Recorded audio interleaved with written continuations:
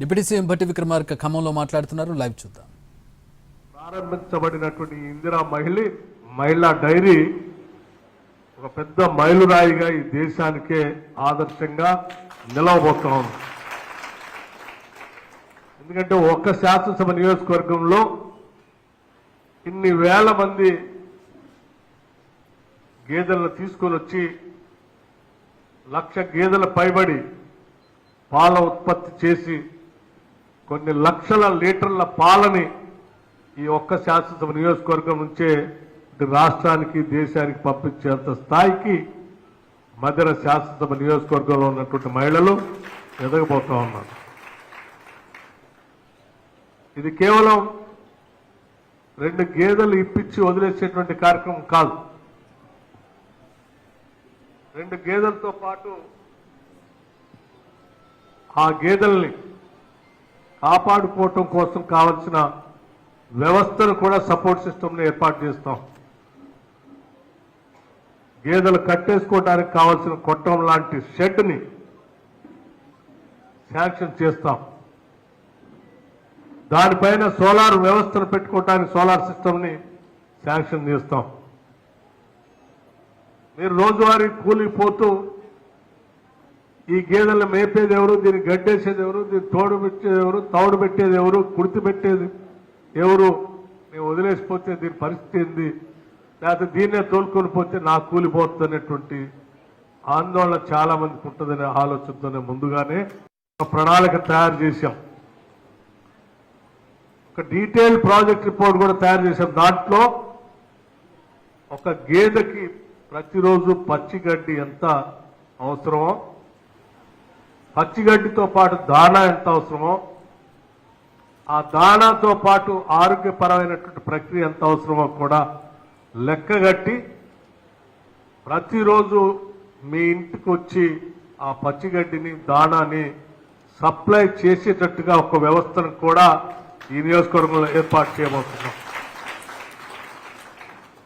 గేదెలు ఇచ్చేటప్పుడు చాలా మందికి మీకు పొలం ఉందా,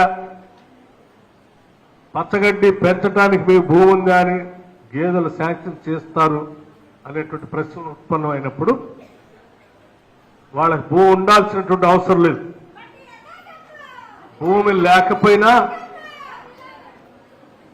భూమి ఉన్నటువంటి నిరుద్యోగ యువకుల్ని ఐడెంటిఫై చేసి ప్రతి మండలాలని 3 భాగాలకు విభజించి ఒక్కొక్క మండలంలో 10 గ్రామాల్లో ఒక బ్లాక్ చేసి ఆ బ్లాక్లో పట్టే ఆ 10 గ్రామాల్లో ఉన్నటువంటి గేదెల సంఖ్యని లెక్కగట్టి ఒక్కొక్క గేదెకి ప్రతిరోజు గడ్డి ఎంత అవసరం, తౌడు ఎంత అవసరం, దాణా ఎంత అవసరం అనేది లెక్కగట్టి ఆ మొత్తం 10 గ్రామాల్లో ఉన్నటువంటి గేదెలకు సరిపోయేంత పచ్చగడ్డిని, దాణాని, తౌడుని సప్లై చేసేంత స్థాయిలో కొద్దిమంది యువకులకి ప్రత్యేకంగా లోన్ శాంక్షన్ చేసి వాళ్ళు సప్లై చేయడానికి కావాల్సినటువంటి ట్రాలీ ఆటోలు కూడా వాళ్ళకి శాంక్షన్ చేసి ఆ యువకులు రోజు పొద్దున్నే పాల ప్యాకెట్ ఇంట్లో ఎట్లేస్తారో ఈ తౌడు, గడ్డి, దానా కూడా మీ ఇంటికి వచ్చి ప్యాకెట్ల రూపేణా మీ ఇంటి దగ్గర వేసి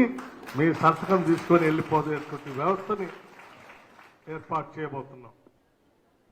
సో మీకు గేదె వచ్చింది, గేదె వచ్చిన తర్వాత కట్టేసుకోవడానికి షెడ్ వచ్చింది. షెడ్ వచ్చిన తర్వాత దాన్ని తినటానికి, పోషించడానికి కావాల్సిన గడ్డి వచ్చింది, దానా వచ్చింది.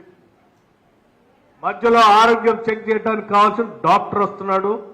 డాక్టర్తో పాటు వెటర్నరీ అంబులెన్స్లు కూడా నియోజకవర్గంలో పెడతా ఉన్నాం. ఆ అంబులెన్స్ ప్రతి నెలకొకసారి 15 రోజులకు ఒకసారి అనేది అవసరాన్ని బట్టి వెటర్నరీ డిపార్ట్మెంట్ లెక్కగట్టి ప్రతి ఇంటికి వచ్చి మనిషిని ఏ రకంగా అయితే చెక్ చేస్తారో ఈ అంబులెన్స్ లో వెటర్నరీ డాక్టర్స్ వచ్చి మీ గేదెని ఆరోగ్యాన్ని చూసి టెస్ట్ చేయడమే కాకుండా దానికి ఒక కార్డు కూడా మీ ఇంట్లో ఏలాడదీస్తారు. మీరు ఆ గేదెలకు ఏమైనా పేరు పెట్టుకుంటే ఆ పేరు కూడా రాస్తారు. రాసి ఆ గేదె ఆరోగ్యం ఈ రకంగా ఉంది, ఎన్ని లీటర్ల పాలు ఇస్తా ఉంది, దీనికి ఇటువంటి దానా వేయాలి, దీనికి ఇటువంటి టీకా వేయాలి, దీనికి ఇది చేయాలి అని వేయాల్సింది వేస్తారు, కావాల్సిన దాంట్లో రాసి పెడతారు. సో ఆరోగ్యపరంగా మీరు ఆందోళన చెందాల్సినటువంటి అవసరం లేదు. ప్రతి నెల వాళ్ళు వచ్చి చూసే చెక్ చేసే సమయానికి మధ్యలో పొరపాటు లేదని అయితే మీరు వెంటనే మీ మొబైల్ ఫోన్ నుంచి ఆ అంబులెన్స్కి ఫోన్ చేస్తే ఆ అంబులెన్స్ మీ ఇంటికి కాల్ మీద మీ ఇంటికి వచ్చి మీ గేదెలు చెక్ చేసి డాక్టర్ వెళ్ళేటువంటి వ్యవస్థను కూడా దీంట్లో ఏర్పాటు చేస్తున్నాం. అంటే చివరికి గేదె ఆరోగ్యాన్ని పరీక్షించే వ్యవస్థను కూడా ఏర్పాటు చేస్తాం. ఇవన్నీ వచ్చిన పాలన ఏం చేయాలి? ఇప్పటివరకు లెక్కేశారు. రోజుకి 10 లీటర్లు 11 లీటర్లు వస్తా ఉంది.